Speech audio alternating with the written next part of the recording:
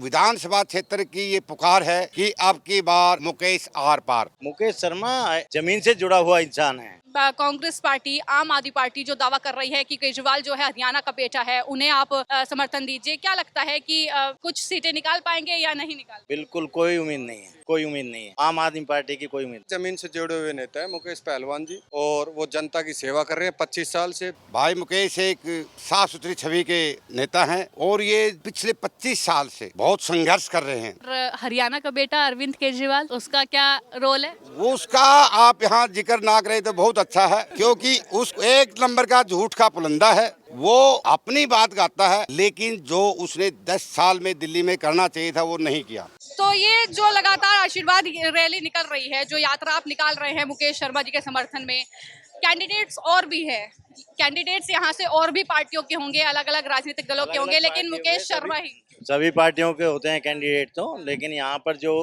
BJP के candidate की जो अभी तक सुनने में आ रही है, एक हमारे मुकेश शर्मा हैं, एक नवीन गोयल जी हैं। तो उनमें से मुकेश शर्मा के समर्थन में आप ये यात्रा निकाल रहे हैं, क्या वजह है कि आप समर्थन जो है अपना वो मुकेश शर्मा? मुकेश शर्मा जमीन से जुड़ा हुआ इंसान है। ये आज से नहीं, बहुत पहले से ही, जब कभी कोई नेता नहीं बना तब भी ये एक सामाजिक सेवा देने में सबसे आगे की लाइन में रहा है। इसके पास कभी भी किसी भी समय कोई भी आदमी कॉल कर दो, आज मेरी गली में ये सीवर ब्लॉक है, आज मेरी गली में ये पानी की समस्या है, आज मेरी गली में लाइट की समस्या है, तो फिर दोबारा बोलने की जरूरत नहीं है, एक कॉल पे वो काम हो जाता है। यानी आप कह रहे हैं कि वो नेता बनेगा जो जनता के बीच रहेगा, इसलिए आप उनका समर्थन? उनका समर्थन करते हैं। अच्छा, बताइए कि यहाँ से अगर कांग्रेस पार्टी, आम आदमी पार्टी जो दावा कर रही है कि केजरीवाल जो है हरियाणा का बेटा है, उन्हें आप समर्थन दीजिए। क्या लगता है कि कुछ सीटें निकाल पाएंगे या नहीं निकाल पाएंगे? बिल्कुल कोई उम्मीद नहीं है, कोई उम्मीद नहीं है। आम आदमी पार्टी की कोई उम्मीद नहीं है। आप जो है इस रैली में शामिल हुए, इस यात्रा में शामिल हुए मुकेश शर्मा जी के, क्या कहेंगे, किस तरीके के नेता हैं और किस तरीके से आमजन के बीच में रहते हैं? देखो जी, जो बाबूजी ने बताया, जमीन से जुड़े हुए नेता है मुकेश पहलवान जी, और वो जनता की सेवा कर रहे हैं 25 साल से। 10 साल उन्होंने बादशाहपुर में की और 10 साल 15 साल गुड़गांव में लगे हो गए उनको। तो जमीन से जुड़े हुए नेता है और हर पब्लिक की समस्या को जानते हैं, भाई की समस्या क्या है, बहन की क्या है, हर टाइम 24 घंटे वो सेवा देते हैं, लोगों के बीच रहते हैं। तो हमें तो ऐसा नेता चाहिए जो 24 घंटा लोगों के बीच में रहे, हमारी सेवा करे। जो बाहरी से आते हैं, एरोप्लेन से उठ बैठ कर गुड़गांव उतर जाते हैं, बोले हमें टिकट चाहिए, उनको टिकट तो मिलना ही नहीं। जो उनको गुड़गांव की समस्या क्या पता कि लोगों को क्या समस्या है। यानी आप तो सीधा कह रहे हैं कि बीजेपी जो टिकट दे तो वो मुकेश पहलवान को टिकट मिले, और मुकेश पहलवान, मैं कह रहा हूँ, गुड़गांव से अगर टिकट मिलती है तो एक तरफा चुनाव है, 4.5 लाख वोट है, 3 लाख वोट पड़ती है, 3.5 पड़ती है, तो उसमें मुकेश पहलवान 2.5 लाख में अकेले होंगे। हाँ जी। तो आप ये कह रहे हैं कि जनता के बीच 25 साल से रहे हैं, इसका ये असर है। असर है और जी। एक और चीज मैं देख रही हूँ कि शाम प्रेमी क्योंकि वो हैं, तो जो है शाम भक्तों का भी एक प्रभाव कहीं ना कहीं मानते हैं कि मजबूत है। बिल्कुल बिल्कुल श्याम भगत तो जी, आप देखो, आप गुड़गांव से भाई साहब को पहले बादशाहपुर में 10 साल रहे, वहाँ उन्होंने खाटू बाबा को बहुत लोगों को दर्शन कराए। गुड़गांव में है, यहाँ से भी डेली बस जाती है, गरीबों की मदद है, हर चीज़ से मतलब सेवा कर रहे हैं भाई साहब। तो हम तो चाहते हैं कि भाई साहब को टिकट मिले और गुड़गांव से हम पब्लिक उनको वोट देंगे और जिताएंगे। तो हरियाणा विधानसभा का चुनाव है और 1 अक्टूबर जो है वो तारीख ये तय हो चुकी है कि तब मतदान होगा। और हम फिलहाल जो हैं गुरुग्राम विधानसभा सीट में हैं। यहाँ से जो मुकेश शर्मा जी हैं उनका काफ़ी ज़्यादा बोलबाला नज़र आ रहा है। और क्या माहौल जो है हरियाणा विधानसभा में बना हुआ है, बीजेपी अपना दावा पेश कर रही है कि वो एक बार फिर से जो है सरकार बनाने में कामयाब होगी। कांग्रेस पार्टी है, आम आदमी पार्टी भी जो है चुनावी मैदान में है।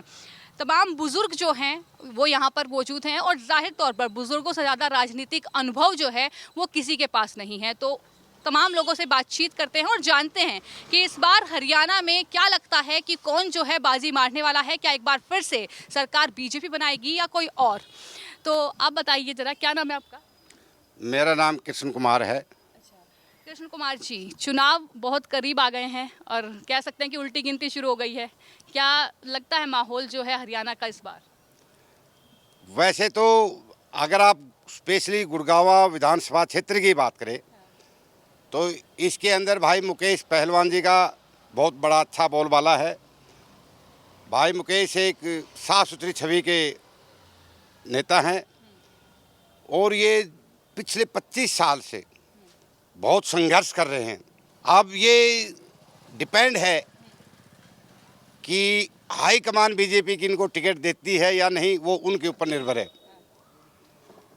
लेकिन विधानसभा क्षेत्र की ये पुकार है कि अब की बार मुकेश आर पार।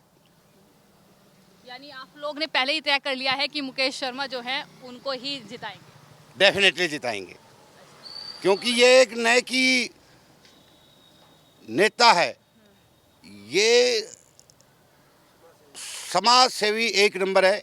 इन्होंने बहुत सी, कम से कम 1000 से ऊपर लड़कियों की शादी कराई है, गरीब तबके की लड़कियों की शादी कराई है। ये जहाँ भी किसी को भी मदद चाहिए, ये बिना किसी के बताए अपने आप पहुंच जाते हैं। इनको मालूम होना चाहिए कि इस क्षेत्र में ये समस्या, इस भाई के घर में ये समस्या, ये एक बहुत बड़ा इसके लिए उपलब्धि है अगर मैं आपको कहूँ तो। यानी बीजेपी अगर मुकेश शर्मा के नाम पर मुहर नहीं लगाती है तो क्या मानते हैं कि नुकसान जो है बीजेपी को यहाँ से होगा? डेफिनेटली बीजेपी को बहुत बड़ा नुकसान होगा।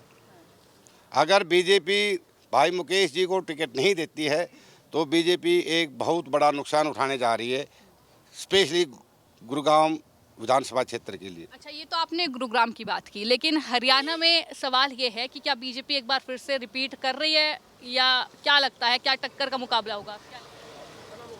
बहुत कांटे की टक्कर है।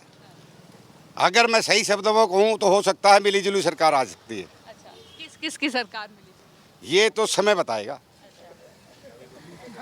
ये समय बताएगा। पत्ते नहीं खोल रहे हैं आप? पत्ते तो देखो, ये मैं बताता हूँ कि पूर्ण बहुमत किसी भी पार्टी को नहीं आ रही है। वो तो सर्वे भी बता रहे हैं अंकल। हाँ, सर्वे बता रहे तो हमारे भी सर्वे गलत नहीं है। गलत है तो बताइए आप। अभी एक कांटे की टक्कर बिटवीन कांग्रेस एंड बीजेपी है।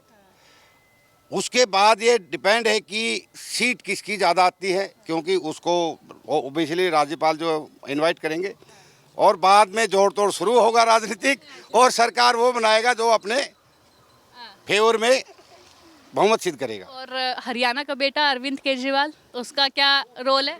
उसका आप यहाँ जिक्र ना करें तो बहुत अच्छा है, क्योंकि उस एक नंबर का झूठ का पुलंदा है।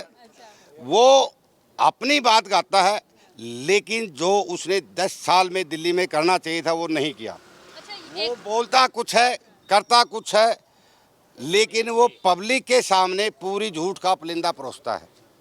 मेरा आखिरी सवाल आपसे ये होगा कि लोकसभा चुनाव में भी चलिए सरकार बन चुकी है बीजेपी की, और भले ही गठबंधन करके बनी, लेकिन हरियाणा चुनाव में क्या लगता है कि मोदी का असर कितना होगा, या फिर जो मुख्यमंत्री बदले गए आपके, नवाब सिंह सैनी को बनाया गया, उनका कितना प्रभाव होगा, क्या लगता है? एक्चुअली बीजेपी हाईकमान ने ये मुख्यमंत्री बदलने का काम बहुत पहले करना चाहिए था, न कि लास्ट आवर्स में।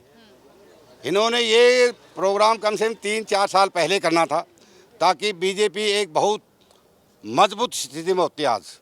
लेकिन जो इन्होंने लेट बदला, इसके कारण इनको काफ़ी नुकसान है उसके लिए।